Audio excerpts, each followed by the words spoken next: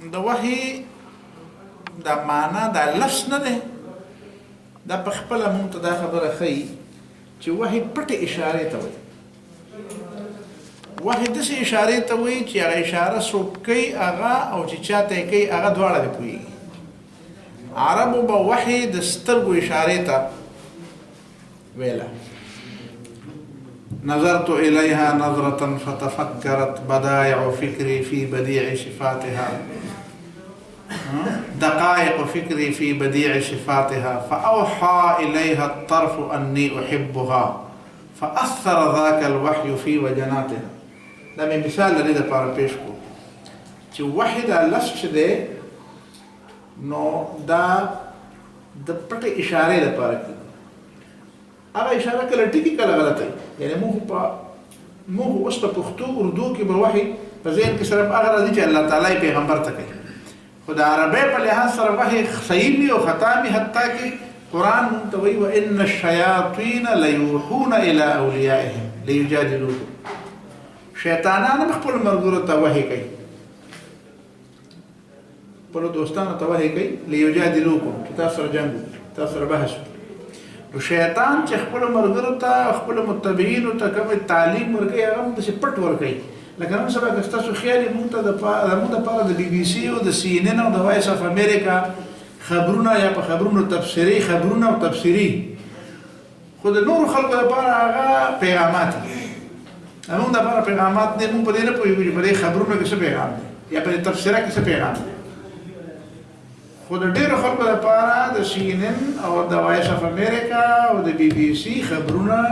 او سیربین چې به ورته اوس په سیربیني کې باندې او تفسیره دا د ډېرو خلکو دپاره د سکارونو پیغامات اوس په دې مونږ نه پوهېږو نو د دې معنا دا ده چې وحي دې ته وایي چې څوک یې چاته کوي هغه ته پته وي او چې چاته یې کوي چاته کېږي هغه ته څنګه د هغه په زړه کې خبره ورچوي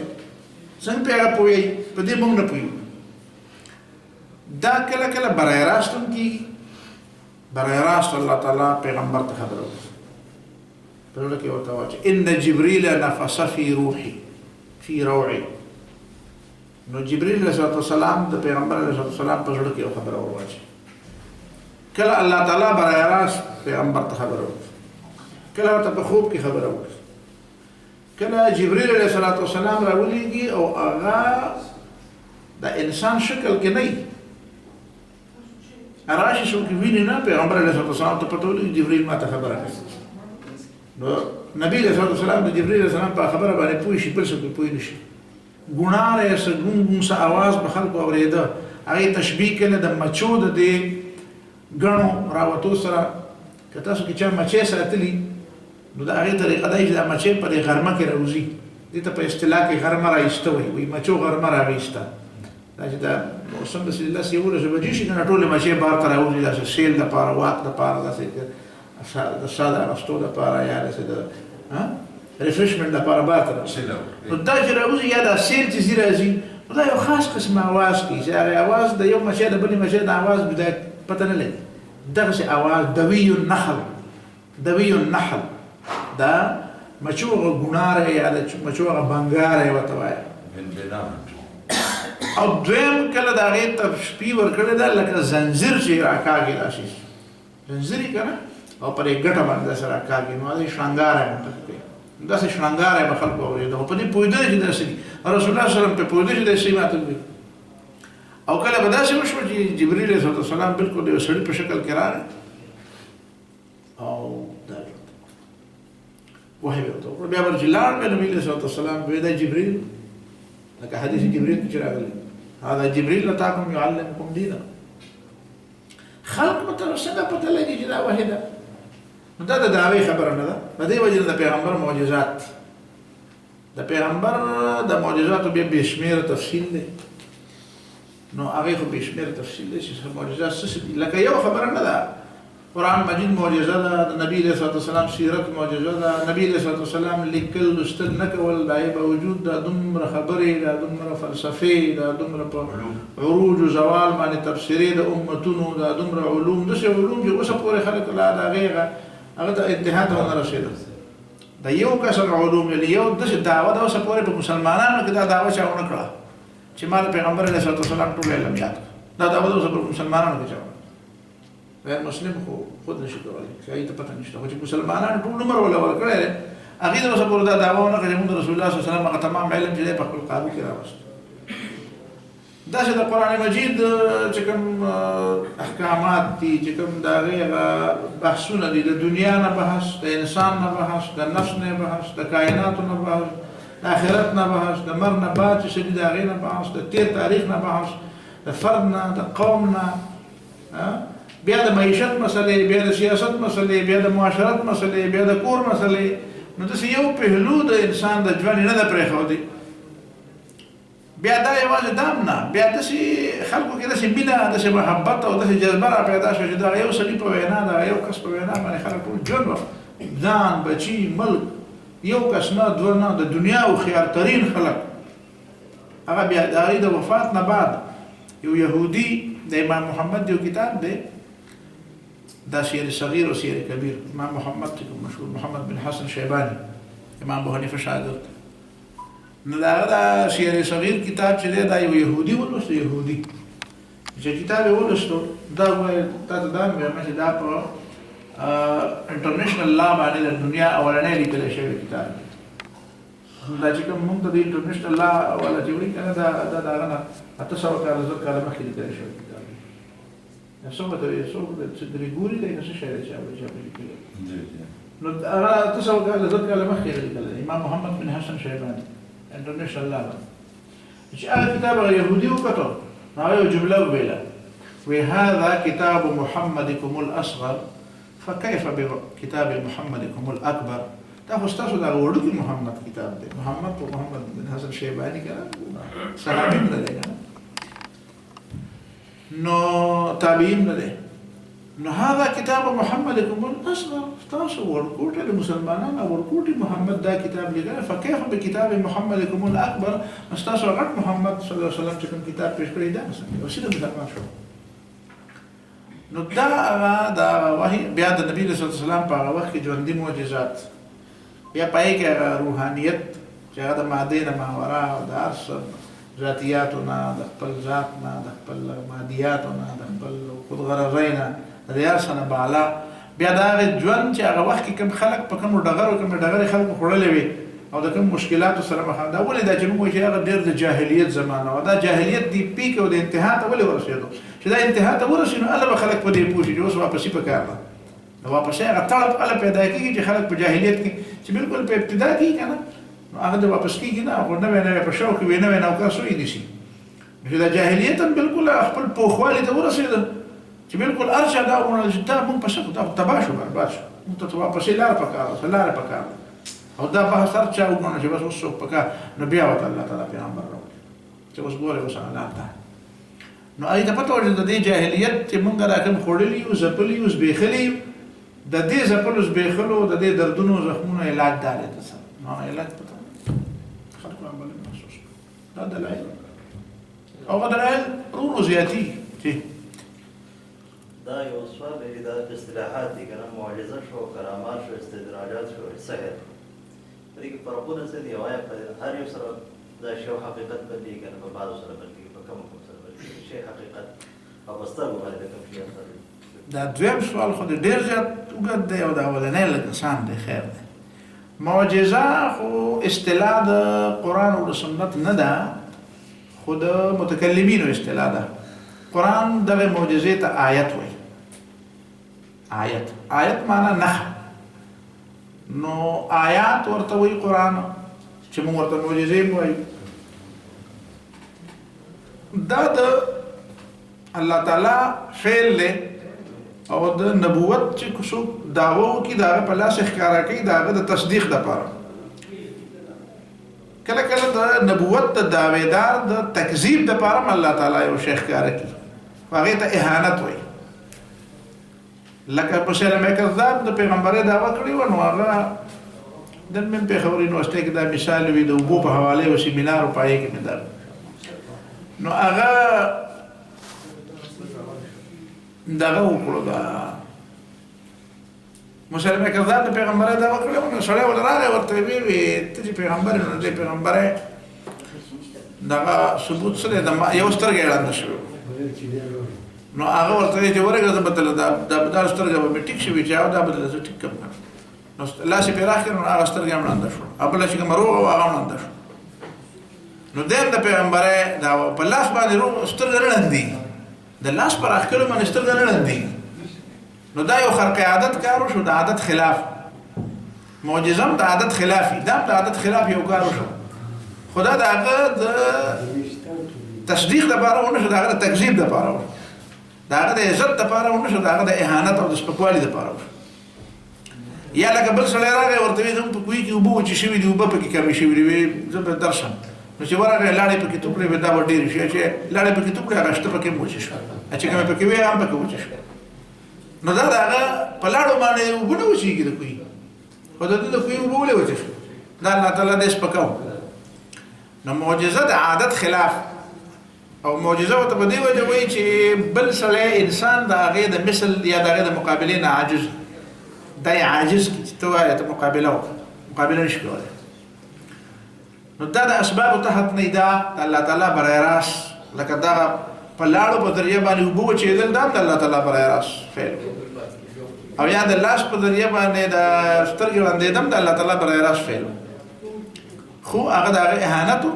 خرق عادت دا نو اهانت هم خرق عادت دی او دا هم خرق عادت دی خو دا د هغه د دعوې مطابق او هغه د دعوې خلاف کرامت خو هم یو داسې فعل دی چې هغه هم د انسان په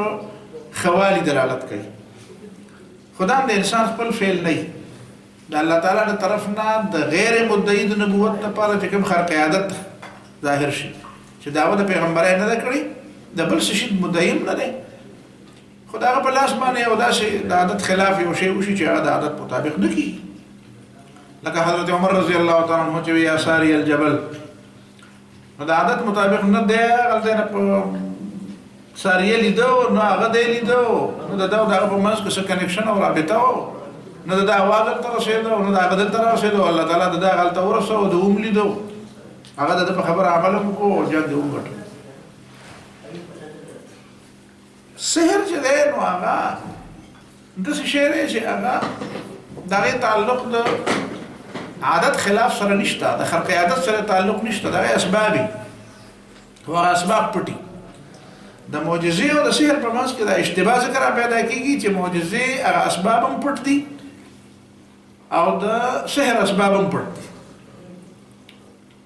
نو چې سبب یې پټي نو دې ته خلک سحر وایي په صفا معنو کې دا مطلب دا خبره چې هغه شی کله ښه کله خرابي نو اکثر دا چې دا ټیک نه د سحر طریقه یا د سحر هغه مقاصد هغه همیشه لپاره درست نه کله کله به داسې چې هغه سحر مقصد به شرط درست راځي خو غالب په دې باندې هغه غلط مقاصد دي د دې وجې نه د دې شیطانانو سره تعلق دی د دې وجې نه د بېلمازۍ سره تعلق دی د پلیتۍ سره تعلق دی د ګندګۍ سره تعلق دی د بېحیایۍ سره تعلق دی د شیطان د عبادت سره د شیطان د دوستۍ سره تعلق دی چې څومره په چا کې د شیطان سره تعلق زیاتی په چا کې بېحیایي زیاتی په چا کې ګندګي زیاتی په چا کې د شیطانانو سره مشابهت زیاتی نو دا سحر به ټولو نه ښایي نو په دې کې داسې چل نه چې څه شی نه یو د هغې په نتیجه کې څه شی وشي نه صحیح خو هغه چې صحیح هغه پټي لکه په موبایل چې زه خبرې کوم زما ستا دپاره دا هم سحر دی دا هم د سحر یو قسم شو چې زه به خبرې کوم دا زه څنګه دلته نه بهر دنیا ته او سونو په زرګونو میله لرې خبرې کوي دا په دې منځ کې چې کومه واسطه ده دا واسطه شته نه چې واسطه نشته انسان بل څه واسطه پیدا کړي واسطه خو الله تعالی پیدا کړي خو دغه واسطې نه کار واخسته واسطه وه خو ته دې څنګه کار واخسته چې د هغې په نتیجه کې دی یو سر ته خبرې کوي هر سړی نو دا هغه د سحر مطلب هم دا دی چې د دې هغه چې کوم د سبب او د مسبب په منځ کې چې کومه ذریعه او د هغې د یو بل سره کوم تعلق یا هغه تعلق پټي دا دی دویم سوال چې ستا کوم هغه څه هر واحد د سترګو باندې اثر کوي حقیقت د شی ورسره بدلېږي دا لږ تفصیلي غوندې خبر ده چې آیا حقیقت لکه د دې نه قطع نظر چې آیا انقلاب د ماهیت حقیقت دی که نه دی ماهیت بدلېږي که نه بدلېږي په بعض روایاتو کې خو دا خبره راغلې ده یو حدیث دی حدیث د سند په لحاظ سره د څومره معیار دی هغه خبره په خپل ځای خو هغه حدیث الفاظ دا دي چې لولا کلمات اقولهن لجعلتني اليهود حمارا څه خبرې څه کلمات زوی مکه دا مې نه ویلې نو یهودیانو خو زمانه د ما حقیقت او ماهیت بدلو اوس دا چې حقیقت او ماهیت بدلیږي که نه بدلیږي او چې حقیقت او ماهیت بدل شي نو بیا به احکام صحیح نو زما دا رائے دا چې د دې مطلب داسې نه دی چې حقیقت او ماهیت به بدل شي د حماران مطلب بېوقوفه کېدل دي څنګه چې قرآن په بل ځای کې وایي که نه چې ولا یستخفنک الذین لا یوقنون کوم خلک چې ایمان او یقین او د الله تعالی په خبره باندې عقیده نشته او ایمان پې نه لري نو لا یستخفنک هغه د تا سپک ونه ګڼي د سپک ګڼلو دوه مطلبونه دي یو دا چې هغه د تا داسې جذباتي نه کړي چې د خپل مطلب په لار د تا روان کړي داسې د دې نه هوښیار اوسېږه چې تا په خپله لار روان کړي هغه کله کله به ته په یو لار روان یې خو بل سړی غواړي چې تا په بله لار روان کړي په بله لار روانول مطلب یعنې په خبرو کې نه په بله لار روان یې تا یو موضوع اشاره کړې ده خو هغه موضوع نه بلکل بدل طرف ته وړی هوښیاران خلک داسې په خپل مطلب کې هوښیاران استانه خپل کار وایي او د لا استخفنک دا مطلب هم دی چې دنیا ته دا ښکاره کړي دا په څه نه پوهېږي نو زما دا رایه ده چې د قلب د ماهیت چې دی که نه دا نشي کېدی البته تغییر فی الماهیت کېدی شي لکه مونږ دا ووایو چې په قرآن مجید اصطلاح ده که نه چې شیطان چې وایي چې الله تعالی ته وایي چې ولآمرنهم فلیغیرن خلق الله زه به دله داسې تعلیم ورکم چې دی به د الله تعالی په تخلیق کې تغییر کوي نو ولیبدلن خلق الله نه دی دې معنا دا ده چې تبدیل بالکل د یو په ځای بل شی راوستل دي او تغییر معنا دا ده چې په هغه شي کې څه بدلون راشي په هغه شي کې څه کمی بیشی راشي نو د دې حده پورې خو ټیک دا د سحر په نتیجه کې یا د بل څه په نتیجه کې چې د هغه څیز په هغه پورا دغه کې په پورا ساخت کې یا دغه په پورا تعمیر کې څه تبدیلی راشي څه کمی بیشی پکې راشي خو دا چې هغه مکمل بدل شي نو زما په خیال دا به نه ممکن د وحي تعلق چې څنګه د زړه سره نو د سحر تعلق په بدن کې د عقل سره ان هدف عقلي د سحر تعلق د بدن سره دی د عقل سره نه دی د عقل سره که دی نو هغه بالواسطه وي ممکنه ده چې هغه د یو حده پورې خو د تعلق د وجود سره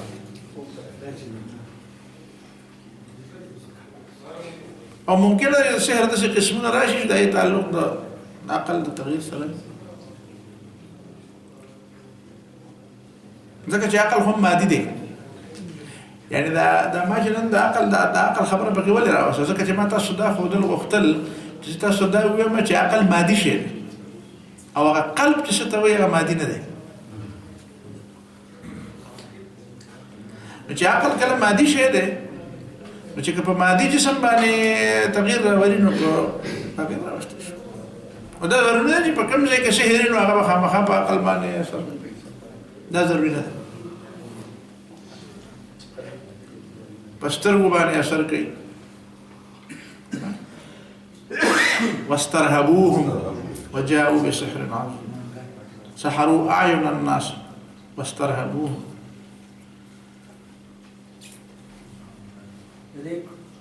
کانټیکس نه راو سوال کوي شو نه دي ها جی چې دا ډېر خطرناک نه چې ځان ته سبا چې کوم دا مسلمانانو حالات دي هغه کوم چې دې کې دا امید شته چې امام مدینه مخکې ورته دا چینج دا غواړي چې مسلمانانو دې راشي کنه سي امید درلودل نشته لکه تاسو وایئ چې امام مهدي ته سټیټ تیاریږي دا مطلب چې موږ د امام مهدي انتظار کوو لکه یا د مخکې هم سره د امام مهدي انتظار دا جمله چې کومه ده دا په ټیک سنس کې مغستل کېدای شي او په غلط کې څوک دا وایي چې څه کار نه دی په کار او بغیر د امام مهدي د راتلو نه هم څه نه کېږي او بس په بله واړه کېنه او دا نه کېږي بغیر امام مهدي نه راغلی دا نه کېږي دا خبره غلطه ده د امام مهدي د راتلو مطلب خلق د عمل نه پاتې کول نه دي او د الله تعالی د طرف نه د مدد د راتلو وعده د خلقو د بې عملۍ په نتیجه کې راښکاره کېدل نه دي پکار دا په عمل باندې ورتېزول پکار لکه زموږ غلطي دا چې کنه د قیامت نښې به موږ ته څوک ووایي که نه زه به درته صفا وایم په یوکې کې چې زه وم هلته نو ما تقریر کې درس کوم یو کس ملګری زما راغی ما ته ویل زما ښځه ډېره زیاته ورانه ده ته خو چې درس کې نو هغه زما ښځه خو هلته په کورونو کې اوري هلته یو خاص سیسټم یې داسې د دغه فریکوینسي یو دغه ریډوان خلکو اغوستي نو زموږ دغه جومات چې به ما کوم درس کوو نو تقریبا په 800 کورونو کې هغسې فریکوینسي خلکو لګولو نو هغه به باقاعده براه راست اوس چې څنګه دلته به شروع شو هلته بټن ان کولو د ضرورت نه خو بس هلته لګېدلی او په هغه نمبر باندې دا کړی دې جومات کې بانګ ویلی کېږي که خطبه وي که درس وي که تقریر به دا به هلته به کور کې به سټارټ وي نو داسې به خلکو هغه سټارټ کړی نو بیا خو هسې اوري وایي دا دغه وکړه دا ته داسې د دې ښځې د حقوقو چې یاره ښځه د خاوند خبره مني او داسې که نه نو ماشاءالله ده یو ځل به دا موضوع والو نو یو ځل مې هغه موضوع واله واغسته نو په هغه موضوع کې پکې دا راغله چې ان المرأة خلقت من ضلع ښځه خو د پختې په شانتې کږه پیدا ده نو اغواز او نصیحت په حواله چې یاره د دې د سمولو کوشش مه کوه خو چې څنګه ده نه په هغې سره ګزاره کوه سړي ته وایي ګزارې کوه چې دا حدیث مې وي بیا بل ور مې داسې نه تپوس وکړم ما لکه وایه څنګه چل وایي ښځه خو مې ښه ورانه شوه مې څنګه وایي راته وایي چې یو خو بس حنیف صاحب ووایي چې ښځه کږه ده زه خو به اوس کږه یم نه ته خو هسې لګېږې نو که څوک د دې نه دا الټه مطلب واخلي چې یاره بس نبي علیه صلات وسلام وایي چې قیامت به راځي او خلک به ټول رانیږي او دا به ظلم به یو بې حیایي به یو دا به یو دا به یو دا به یو نو بس هسې هم پرېږده چې وي نو د دې مطلب دا نه دی چې د دې پرېږدی شي د دې مطلب دا دی دا تا ته د مخکې نه سترګې ستا پرانستې چې دا کار به کېږي ته د دې مخکې نه د دې سره پیشبندي وکړه دا بله خبره د الله تعالی تقدیر ته نه شي بدلولی الله چې څه کوي به کوي خو ته خپله ذمهداري خو به پوره کړې نو دا یو بنیادي خبره ده او که د دې مطلب دا چې امام مهدي دا راتلل خلک وایي چې یاره یو خو په دې وجه کوي چې یاره کار نه کوي یو په دې وجه دا منل چې نه راشي نه دا د حوصلې خبره ده مونږ کار کوو زمونږ دا کار به بیا رايوځای کوي هغه لکه که تاسو ته خیال وي د دې امریکې تقریبا 8 صدران د دې اوباما نه مخکې داسې پاتې شوي دي خلکو په دې باقاعده ریسرچ کړی دی چې هغوی لکه د هغې د خبرو نه دا معلومېده چې هغوی د دجالي قوتونو سره برای راست تعلق شته یعنی بعضې کسانو خو دا برای راست ویلي د بوش دا الفاظ ته ما په ځای کې کتلي دي په یو کتاب کې به مې کتلي دي په یو ځای کې یو ریسرچ پیپر کې مې کتلي دي چې هغوی چې زه باقاعده د خدای سره ملاو شوی یم او دا د بعضې لوی لوی خلکو د خولې نه دا راوتي دي چې دا موږ چې په دې دنیا باندې قبضه لګوو نو د دې مطلب دا دی خو عیسی علیه السلام چې بیا راځي دا شی موږ هغه ته پرېږدو بوش دا خبره کړې وه هغه سینیر بوش چې کوم هغه دا خبره کړې وه دا جونیر نه ده اوسنی دا زوی نه ده مخکینی هغه دا خبره کړې وه چې دا موږ چې په دنیا باندې کومه قبضه لګوو نو دا دې دپاره لګوو چې عیسی علیه السلام به راځي او عیسی علیه السلام ته بیا د حکومت مونږ پرېږدو دا موږ هغه دپاره دا قبضه کوو د دې وجې نه که ستاسو خیال وي احمدي نژاد دې بوش ته څه خطونه لیکلي دي که تاسو سره خطونه ما سره خطونه شته نو خطونه کې ورته یو خط دام لیکلی دی د بوش ته پای ته د اسلام دعوت ورکړی دی احمدي نژاد چې کوم د ایران دا چې کوم صدر نو هغه ورته پکې یو خبره دام کړی دی چې ته چې وایې چې عیسی علیه السلام به راځي نو ستا د دې موجوده کردار په تناظر کې ته ماته دا ویلی شي چې عیسی علیه السلام به تا ته په خپل حکومت کې څه ذمهداري حواله کړي لکه هغه یې ملامته کوو چې ته دې خپل کردار ته وګوره او د عیسی علیه السلام نوم اخلي چې عیسی علیه السلام ته حکومت حواله کوې نو دې معنا دا چې ته چې ورته حواله کوې خو دې مطلب چې تا ته پکې څه کردار دی هغه به څوک لاس وخپي که نه نو ته دا منلی شي چې عیسی علیه السلام به تا ته څه کردار حواله کړي نو هغه د دې خبرې جواب نه دی کړی نو دا خبره صرف اصل غلط فهمی نه ده دویمه خبره دا اصل غلط فهمی نه ده دا اصل خوش فهمی نه ده چې موږ وایو چې دغه به راځي د امام مهدي به راځي دا په حقیقت کې الله تعالی د مسلمانانو دپاره د دوی د دې قوتونو د یکجا کولو د دوی د یو مرکزي دغه ته دا ځکه چې دا موږ داسې وګڼو لکه سمندر دی نو دا یو خوړ د یو ځای نه راغلی دی بل خوړ د بل ځای نه راغلی دی او بل دریاب د بل ځای نه راغلی دی خو دا ټول خوړونه او دا دریابونه هغه یو سمندر ته ورپرېوځي نو داسې به دا ټول قوتونه او د اسلامي قوتونه به راوځي دا په یو ځای کې اسلامي قوت راپاسي هغه به څه کار کوي څه به افراد دي څه به لږي څه به ډېري څه به په بل ځای کې څه قوتونه راپاسي بیا د دې قوتونو لپاره به یو مرکزي اجتماعي دغه هغه اجتماعي قوت د امام مهدي نه مخکې بل څوک هم کېدی شي او امام مهدي هم کېدی شي دا ضروري نه ده چې بالکل موږ دا ووایو د امام مهدي او زموږ په منځ کې بل څه داسې د نیکۍ څه بل قوت نشته د دې خبرې مطلب دا نه دی ممکنه ده چې بل قوت نشته او ممکنه ده چې نور قوتونه هم شته چې هغه به دا رايوځي کې امام مهدي او په آخر کې راشي د دې زمانو تعین کول چې دي نو دا لکه په دې باندې خبرې کول ضروري نه دي چې موږ دا ووایو چې یاره دا زمانه اوس هغه تر الله یاران الله عام طور باندې سړی دا ویلی شي چې خبره ډېره نږدې ده خبره نږدې خو د نبي علیه السلام د زمانې نه وه چې رسول الله صلی الله علیه وسلم فرمایي چې بعثت انا والساعة كهاتين ما قیامت داسې دی یو بل سره وبه زه دونه مخکې یم او قیامت راپسې دونه راپسې دی د نبي علیه الصلاة وسلام دا بعثت چې دی دا په خپله د قیامت نښه ده نو نږدې خو خود دی انهم يرونه بعيدا ونراه قريبا خلق وي چې ګوري نو وی لرې ورته ښکاري الله وایي زه چې ورته ګورم نږدې دی نو دې خبرې کې خو څه شک نشته چې دا دور خو بیا بالکل اخرنی دور دی بلکې د امام سیوطي رحمه الله د تحقیق مطابق خو دا ښکاري چې دا صدۍ بالکل اخرنی صدۍ ده نو ښکاري خو دا خو د انساني تحقیق خبره نو دومره اوږده هم نه ده څنګه چې د خلکو دا خیال دی چې په سلونو کاله به نور دا د تبهیم دومره اوږده نه ده چې په سلونو کاله به اوږده شي خو دومره لنډه چې دا که دا څنګه مونږ ذهن وایو چې دا نن ده او که سبا دی که څنګه چل دی او په میاشت کې ده او په کال کې ده نو دا تعیینونه کول زموږ دپاره نه دي ټیک نو امام مهدي د راتلو خبره چې ده نو یوازې دا هم نه ده چې ګینې دا سړی د کاره وباسي او یوازې دا هم نه ده چې دا ګینې څه خوش فهم دی خبره دې دواړه په منځ کې ډاکټر صاحب یو د امام مهدي باره کې د امام غایب د اهل تشیع تصور دی او یو د اهل سنت والجماعت دی په دې دوه کې څه بنیاد اصل خبره دا ده چې غلط فهمي په هغه ځای کې پیدا شوې ده چې کله د هغه د غیبوبت خبره راغلې ده مونږ چې وایو که نه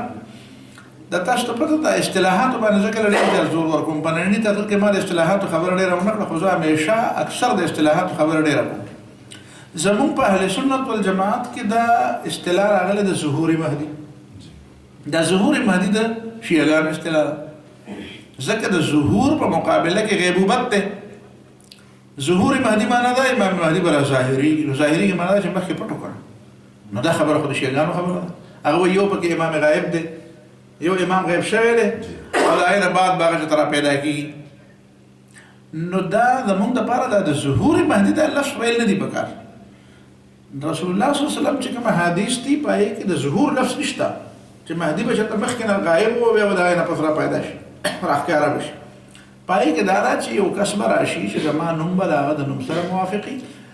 او د پلار نوم به د هغه د پلار سره موافقي او هغه به زما د نسل نه او هغه به یملأ الارض قسطا وعدلا کما مسعت ظلما وجورا دا ځمکه به د عدل او د انصاف داسې ډکه قسم چې دا د ظلم او د بېانصافۍ نه ډکه او که الله تعالی قیامت راولي نو چې قیامت ته یوه شپه پاتې شي الله تعالی به تر هغه پورې قیامت نه راولي تر څو پورې دا سړی نه دی راپیدا کړی چې هغه د دنیا د دې مطلب دی دا به خامخا راشي نو دا د آخري مهدي په باره کې چې کوم خبره په ذهن کې ده نو هغې او د اون په منځ کې دا لکه فکشن دا نه دی د امام مهدي چې دا یو حقیقت دی دا بالکل حقیقت دی دا خو د احادیثو په ثابت جی ډاکټر صاحب د دې شیعهګانو باره کې زموږ دغه کې تفسیر وکړ موږ ته خو چې یاد ده د مولانا په محفل کې مولانا خو شیعهګانو ته راکړه د مجموعي طور باندې دا مسلمانان دي څه ګمراه فرقې شته او عبارت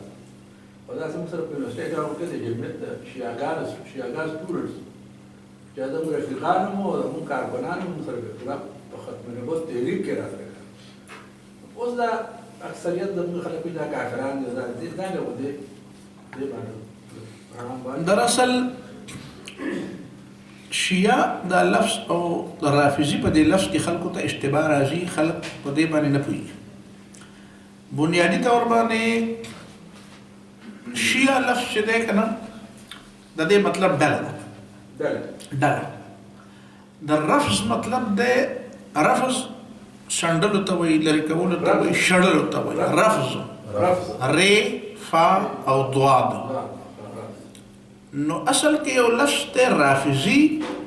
یو لفظ دی شیعه. شیعه چې دی د دې بلکې حتی کې د رافضي هم الزام په امام ابو حنیفه او په امام شافعي هم لګېدلی دی،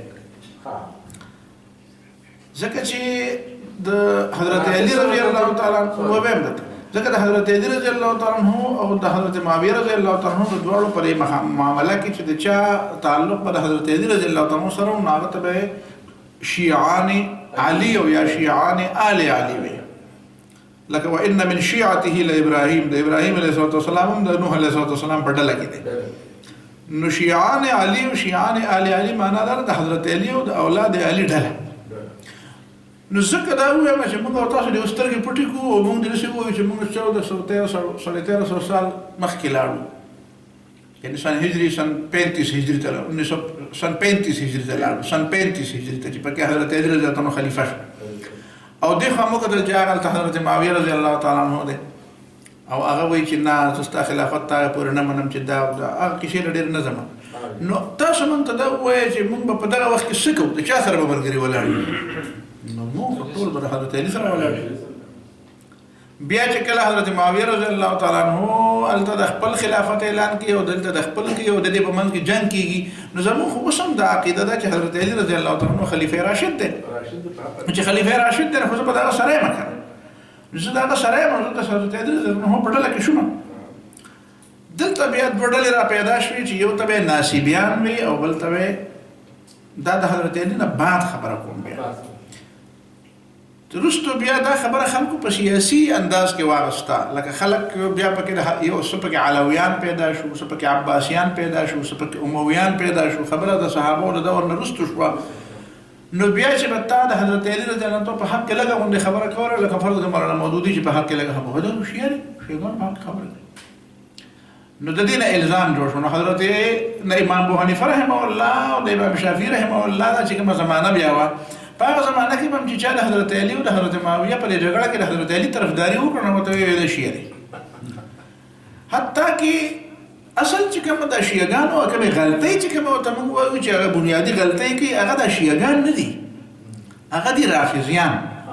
رفض ته تمامي پرېښودو، لرې کولو، ویشتلو ته وایي. رافضیان په شیعهګانو کې هغه خلک دي چې هغوی بیا دا خبره وکړله چې نه یوازې دا نه چې حضرت علي رضی الله تعالی عنه د خلافت حقدارو د حضرت معاویه په مقابله کې، بلکې هغوی په ډېر شدت او په ډېر جذبه او په ډېر هغه کې لاړه، پیک ته لاړه. نو بیا وایي چې نه د معاویه په مقابله کې نه، د ابو صدیق په مقابله کې حضرت علي ټیکو. لکه چې یو سړي ته اصل حق نه ورکوي، نو خو د هغې نه د نزیات اخلي که نه. نو دا خبره چې وله د حضرت معاویه رضی الله عنه او د حضرت علي د جګړې په زمانه کې دا خبره نه وه پیدا شوې. د حضرت حسن او د حضرت حسین په زمانه کې هم دا خبره نه وه پیدا شوې چې آیا د حضرت علي رضی الله تعالی عنه د څه لږو خلکو دا خبره لږ خلک که ته وایې نو داسې لږ خلک د حضرت علي رضی الله په زمانه کې داسې هم را پیدا شوي چې هغوی د حضرت علي خدای دی او حضرت علي رضی الله عنه په اور باندې اوسېدل. عبدالله بن عباس وایي چې که زه وای نو ما به ورته ویلي چې په اور یې بسېږه، ځکه چې هغه په اور سېدل نو هغوی ورته ووایي چې اوس یقین مو راغی چې د خدای دی، ځکه چې په صرف جهنم باندې خدای پاک سره اختیار ده. ما هغه وایي چې دا په سره ده. نو لکه داسې خلک خو په هغه زمانه کې خو د شي چې ډېر زیات زور واخېسته، نو دا بیا د وروستنۍ زمانه کې دا خبره راغله. نو د رافضیانو دا عقیده خو بالکل د اهل سنت والجماعت نه بالکل خلاف ده، او دا د ګمراهۍ عقیده ده، خو د کفر نه ده. کفر نه، ګمراهۍ ده. د کفر نه ده. که څوک دا وایي چې حضرت علي رضی الله تعالی عنه په مقابله کې حضرت د ابو صدیق په مقابله کې او د عمر فاروق په مقابله کې د حضرت علي حق جوړېدل، دا خبره د ګمراهۍ ده، خو دا خبره د کفر نه ده. مشکل دلته بل دی. بل مشکل دا دی چې څه اصول داسې دي چې هغې ته د اسلام اصول وایي، څه اصول داسې دي چې هغې ته د اهل سنت والجماعت اصول وایي. تاسو وایئ د اهل سنت والجماعت پکې څه شی دی چې د اسلام پوره دی که نه؟ خبره داسې نه ده. کله چې دا بدعتي فرقې را پیدا شوې که نه، صحابه کرامو د دور نه وروسته دا بدعتي فرقې را پیدا شوې، لکه څنګه چې عیسایت پولس تباه کړو. پولس چې کوم و که نه، نو دا بنیادي طور باندې یهودي و او د عیسی علیه السلام د دې حواریینو د ټول نه لوی دښمن و. بیا د 100 کالو دپاره غیب شو او بیا وایي چې ما خوب لیدلی دی او ما مطالعه وکړله او په ما باندې وحی راغله او الهام راغی او ما ته زړه کې دا خبره واچوله شو چې عیسی علیه السلام ټیک و. نو کوم خلک چې د والي ټکولي او خلک د ژوندي وږي ویلي دا سړی خطرناک دی د سړي خبره ما منه خو هغه دومره حاوي شو چې بیا د هغه عیسی علیه السلام د ملګرو خبره خلکو نه منله او د خبره خلکو منله نو د پکې د تسلیث عقیده وردن نه کړي د پکې د کفارې د عقیده وردن نه کړه د پکې د پانسه خبره وردن نه کړه دا اصل کې و يهودي او د عیسایت تبع کول ځکه هو قرآن مونږ ته بیا وایي چې لا تتبعوا اهواء قوم قد ضلوا من قبل واضلوا كثيرا وضلوا عن سواء السبيل په دې کې د ټول واقع طرف ته دا غیته دا شان دي يهوديانو موږ سره همداسې لانجه شروع کول غوښتل نو موږ له دې رېشنالست خلک پیدا کړو چې هغه هر خبره په عقل باندې تلي نو د صحابهو د دور نه بعد چې کوم څومره ګمراه فرقې را پیدا شوي دي نو هغه جبریه دي قدریه دي کرامیه دي مرجئه دي جهمیه دي نو دا قسمه فرقې چې را پیدا شوي دي تمامو فرقو په منځ کې یو قدر مشترک دا و چې هغه هر خبره په عقل تله معتزله او خوارج ټول خبره چې فلان کې حدیث ولې نه منو ځکه دا د عقل خلاف دی فلان کې آیات دا مطلب ولې نه منو ځکه دا د عقل خلاف دی لکه نن چې څنګه دا کوم خلک د منکرین سنت کوم خبرې کوي نو دا فرقې او دا ډلې چې را پیدا کېدي نو دا دغه شان د دې ډلو په دې وجودګۍ کې بیا دا نور ډلې را پیدا شوې چې یو طرف ته رافضیت شو او بل طرف ته ناسبیت شو ناسبیت دا و چې د عیسی علیه السلام دا دغه د حضرت معاویه رضی الله تعالی عنہ چې شکی دا مکمل ټیک دی دا مکمل ټیک دی او دا غي په مقابله کې دغه خبره غلطه ده د حضرت علی خبره غلطه ده او د حضرت علی طرفداران چې کوم رافضیان او هغه دغه انتها ته بیا ورسېدل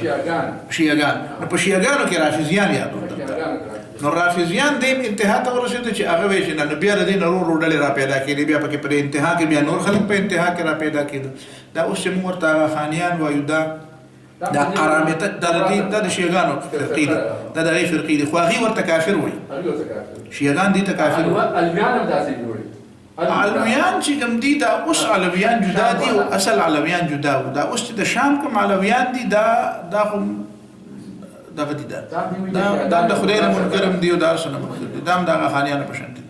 خاني کې دا علویان په اصل کې هم داسې نو علویان معنی خو د حضرت علی رضی الله تعالی عنہ ته نسبت کړو علوی مطلب شو یعنی چې نسبت حضرت علی ته کیږي نو حضرت علی اولاد یا د حضرت علی متبعین نو په اصل کې خدیم ټکو او دا رښتو خبره بیا قرامته چې کوم دا چې چا د حرم شریف باندې تقریبا د غیر د اول ځل چې د غیر مات کو د حجر اسود مات کو بیا راول بحرین ته او شل کاله تقریبا صد پاسه دې سره دلته پروت ټوکړي ټوکړي او بیا نو دا قرامته نو دا قرامتیان دي دا فاطمیان دي دا غخالیان دي دا علویان دي دا قسم خلک دا په دې شیګانو کې بیا نو دې کې بیا دغه کوم قسم خلک چې دي دا غي د مختلفو خلکو عقیده خو د کفر شته پکې لکه په خانیانو باندې خلکو د کفر فتوا لګولې ها لیکن په شیعاګانو باندې مطلقاً د کفر فتوا دا زما په علم کې سوا د ابن حزم نه بل چا نه لګولې ابن حزم په د ظاهري مسالکو کې او مسلک د اهل حدیث او تفسیر ځان ته وایي د دې د مسلک کې ډېر لوی عالم او ډېر لوی فلسفر دی هغه په المحلا کې یو ځای کې دا خبره کړې ده خو هغه دا خبره هم کړې ده عیسی علیه السلام د رفع نه منکر دی نو دا هغه بعد غلطۍ نور هم شته دا غلطي پکې نه ده پکې د دین علاوه په ټول امت کې د هغه وخت نه والا تر د 13 کاله پورې چا دي د حج نه نسي دي منې کړي شیعاګان به حج نه راشي دا د خبرې ثبوت دی چې شیعاګانو ته به حیثیت مجموعي امت د کفر نسبت نه کړي اوس چې کوم زمون په دور کې کوم شی دی نو د دې پر تاسو وضاحت لږ ځکه وکم چې دا سیاسي مسله نه دی یوازې بظاهر په مدرس ښکاري چې کله په ایران کې شیعه انقلاب راغی دا یې مخکې دا چې کوم بشران اوس که په دې مجلس کې هغه مشران نه نو که دې مجلس نه بهر کړه چې مشران چا تخیار شي راځي ته خبرې ټولې یادې لکه موږ خو د وړ کولی خبرې ورته وایو مطلب دا چې شي هغه راته لیکن د سن 79 نه مخکې 79 نه مخکې په 79 کې چې الته کوم انقلاب راغی د خمیني د دې انقلاب نه مخکې موږ ته په پنجاب او یا د موږ د ملک په یو دیوال باندې کې چا ماته دا اوس ثابت کړ چې په دې دیوال لیکلي چې کافر کافر شي کافر نو زه ولې اعلان کوم زموږ کارکونانو د دې پړه چې ها نو لکه دا په 79 کې څه چلو شو چې دا ورته کافر ویل شو د دې معنا دا چې دلته اصل خبره دا و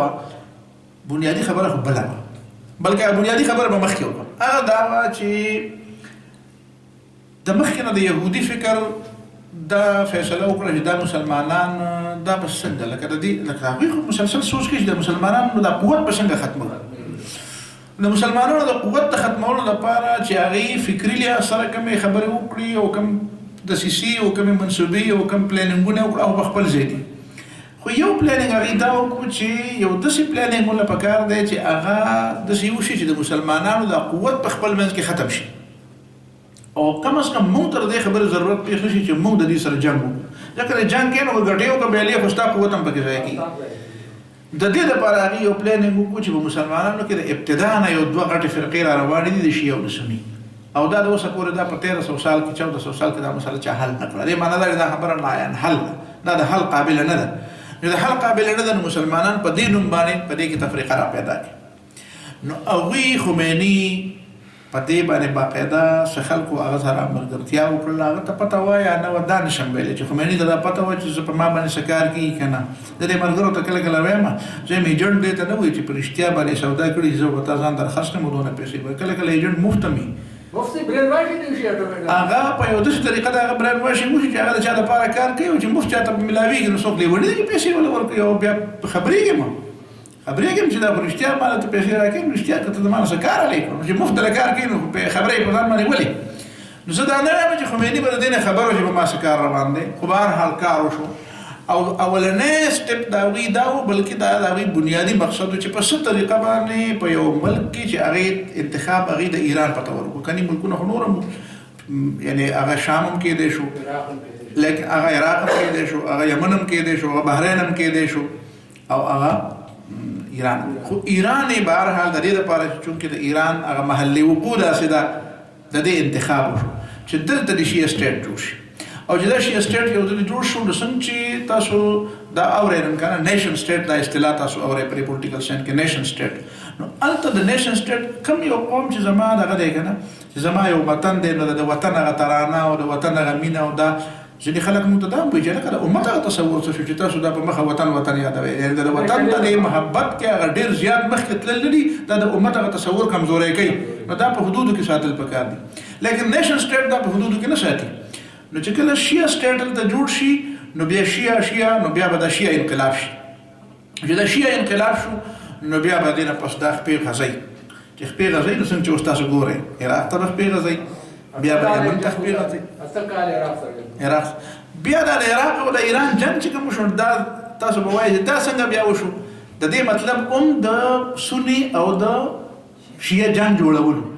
خو بظاهر هلته داسې ښکارېده چې نه دا امریکا چې کومه ده دا دغه سپورټ کوي او سپورټ کوي په حقیقت کې. خو د دې سپورټ کولو مقصد د ایران یوازې تباه کول نه و، بلکې د دې سپورټ مقصد د شیعه او د سني دا لمبه نه ده او دا اور دا تیزول مقصد. او په دې عربو کې دا احساس مطلب و چې تاسو دا احساس وکړئ دا خبره هلته ښه پخه شي په یو کال دوه کاله په یو حملو دوه حملو په یو څو سیزونو دا نه پخېږي. دا چې مسلسل په یو لانګ ټایم دا والي که نه نو دا تصور به هلته هم پوخ شي چې دا شیعهګان د اسلام دشمنان دي او د دې په نتیجه کې به دلته دا تصور هم جوړ شي چې هلکه پرې حرمینو چې دا کومه قبضه لګړې دا خو داسې دي او دا خو د امریکې خلک دی او دا دی او دا آزادول. نو دا به هغې ورته ډېره نو دې دومره ګیپ په دې منځ کې راشي چې دا ګیپ به بیا پاټ کېږي نه، دا به ډکېږي نه بیا. نو دا عملاً داسې اوس دې عملاً کې زمونږ طریقه کار او تکنیک څه پکار دی که مونږ هم دې اور ته خشاک ورچو او مونږ هم د شیعه او د سني دا تفریق او دا دې حد ته رسو چې هندوان هم په قلاره کېني او یهودي بران په قلاره کېني او امریکایان هم په قلاره کېني. نو دا خو د دشمن مقصد پوره کېږي. خو که په دې باندې مونږ هم ځان پوه کړو او هغه هم پرې پوه کړو چې دا خبره داسې نه ده، دا ما او تا چې څوک جنګوي نو خبره داسې نه ده، نو بیا به دې حل دی. یعنې دا یهودیانو سازش سره خبره ده. زه تاسو بس یو مختصر تاسو په اجازه باندې یو خبره کوم. زمونږ د جماعت اسلامي حلقه خواتین یو زنانه تلو انګلینډ ته په دې کال دوه مخکې نه بلکې شپږ کاله مخکې لندن ته تلو نو هغه اسلامي ښځه وه. نو هغې ته چې هغې چېرې دلته یو دغه دی یو ډېر ښه مدرسه ده او هلته ډېر ښه درس کېږي او راځه چې لاړ شي. نو هغې ویل انګلینډ دی ورته چې داسې او ښځې دي او دغه دي. نو هغې ویل زه لاړم نو هلته ډېر لوی هیډ کوارټر و او دا مخکې والي سوات هم دا خبره کړې ده، نور هم ډېرو خلکو دا خبره کړې ده. دا مشهوره خبره ده. عثمان علي خان هم بوتلی و او د خولو روژه او تراویح او دا ټول باقاعده پټکي تړلي دي او درسونه کوي. نو هغې هغه چې دې چا نه ورزل هغه د پاره وایم نو ویلته هر یو کمره کې کلاس روم عربي وسخولو ظاهره وسخولو قران وسخولو منځونه کې نو چې کوم پاکستاني راغله او تعلیم ته تلل نو ډېر زیات متاثر شو چې دا خو ډېر ضرورت دی نو چې باتروم ته لاړ نو البته باتروم کې ورته سویپر شو دا هغه یو چک ورکړ دې څه مراد دا خلک ټیک نه دي نو هغه بیا چې معلومات وکړو هغه دا ما خیر دا ډېر شما سامان یې لري خو لکه دا هغه دا پروګرام دا چې هغه عربي زده کړه سړی مو ښځه مو عربي نه زده کړه اسلام به زده کړه ارته زده کړه بیا د طالبانو په شکل کې هغه ډېر د تفارش شو څوک د جماعتونو امامانو څوک د کوم دی چا څه کول کنه هر سره خبره په دې سواد کې په دغه کې کنه لکه ډېر لوی اساس خبره د یهودیان د اساس چې دی جی بالکل خالي بل دا شیعه او افغان سره تاسو اوس په دې زمانه کې هغه شیعه په خپل صفات باندې پاتې شي او کنه ټول واپس ګرځي مسله دا ده چې یو خو کده شي کنه چې سره د عام خلکو خبره نوٹ کوي نو بیا زموږ د سنیانو چې ډېر خبره نوٹ کوي پرې دا کې څوک نورستاني طالب مو سره په درګه کې چې مسابق وي عبد الله نورستاني نو بیا یو کتاب لیکلی او توحید لا مثال بیا دلته بین شوی مو له خلکو په خلاف 400 کې یو ځای بل ځای هغه 400 مشهور مولانا چې کوم صابیاق صاحب رسول صابیاق صاحب او د خلکو په باندې ډېر زیات اکشن نو بیا کتاب بین شو نو پای کې هغه لیکلی و چې د حنفیانو خلاف کتاب لیکلی نو عبارت لږ ما ته یاد دی کتاب مال په تحفه کې راکړم وی فاحزاب الحنفيه 8 منهم البيبليون والنشنليون دا عربي و نو خبره دا چې ته چې قادیانان ویلي وي دا حنفیان دي یعنی دا علم دې ته ګوره کنه قادیانان او پرویزیان یاد کړی دا حنفیان دي نو کته حنفیان او قادیانان په ما پسې حسابه نو چې وسړی ته وی دی وسړی نه پیغمبر ته په حنفیان کې پیدا شوی نه وایي چې پیغمبر مرده حنفیان کافر دي کنه هغه بوته چې حنفیان نه چې څوک وته خو یې هم کافر دا شاده کومه په شیګانو په ورپسې شو دا عام خلکو مقررین دا غي مقررین او تقریرونه موږ نوٹ کوو چې خپل کې مقرر دا وي زه به ته ویم زموږ د مقررین چې اوس مې دا باور ول د مصر په موبایل کې شته نو وګورئ لا بوګته ورولې او اوس په دې موجوده زمانه کې او زرګونه خلک ناشته په جماعت کې تقریر کوي او خلک لا شنو خولای او خبره د کفر کوي نو پاتې شو دا چې دا په کتابونو کې دا لیکلي دي نو ابل ورته ماته چا دا ویل ما ته چې ګوره وجب اصول کافی کې فائدہ لیکلي چې قران مجید چې کوم دی ول زرا یدون و نور یدون نو ما ته چې اصول کافی ته یاد دي کولینی خو ته یاد دی خو د کولینی نه بعد چې ابن بابوی قمی راغلی دی نو ابن بابوی قمی په شیعاګانو کې هغه حیثیت دی چې کوم د کولینی حیثیت دی او قمی ویلی دی چې دا چې کوم خلک وي چې دی موجوده قرآن چې د بسم الله الرحمن الرحیم الحمدلله نه شروع شوی دی او من الجنة والناس ختم شوی دی چې څوک وایي چې په دې قرآن مجید کې یو زبر زیر او د یوې کلمې زیاتې دی هغه زموږ په دې مسلمان نه دی نو دا خبره ولې نه نوټ کوم چې هغه نوټ کوم هغه خبره غلطه کړې ده او دې خبره دا مطلب نه او ټیک نه کړی نو زما مطلب دا دی چې پای کې پاتې شو چې عوام نو عوام کې قسم زموږ د عوام نو اوره زبرته یو انتهایی د یو مذهبي کلی خبر ورته کوم نه ماته چاوي خلکو له کلمې نه ورته ودان ورته نو ته په شت سره دی خو دلته کلمې نه ورته دلته وتاوای کنه کلمې دلته دغه ته واټه کو نه وي زبرته یو د شي قدي خبره مونږ اخر نوم ځکه نه علم چې بیا باندې کلی ولا خپشي نو پاره کې د ما یو ملګری د شاګرد نیم دی و سړی روانو خرې مخکې کړي خرې پراچو وای ما ته چې کاکا ودرېږه خبره واوره وی چې تا دې مې د ذره ته وایه څه خبره کوې وی ما ورته چې محمد رسول الله صلی الله علیه وسلم پېژنې وی چې صاحبه دا د دې کلي نه دی وی چې دا د دې کلي نه دی څوک به یې خو د دې کلي نه دی په دې کلي کې دا نوم نشته نو دا سړی چې ما ته څوک وایي لکه به ورته وایي چې محمد رسول الله او وی دا حنفیان محمد رسول الله نه پېژني او نه حنفیان ټول محمد رسول الله نه پېژني نو دا په موږ پسې نه حسابېږي بهرحال فی الحال دا دعا مخکې دا ملګري پته نه لګي چې د چا طرف نه دی خو اعلان یې کړی دی چې آینده ستا ما خط وپېژنده خلاص نو ډاکټر صاحب دا وایي چې دا آینده همداسې درس به بیا کړی تاسو کله لیکلی دی 22 اور 23 اپریل نو آیا 22 اور 23 اپریل تاسو نو دا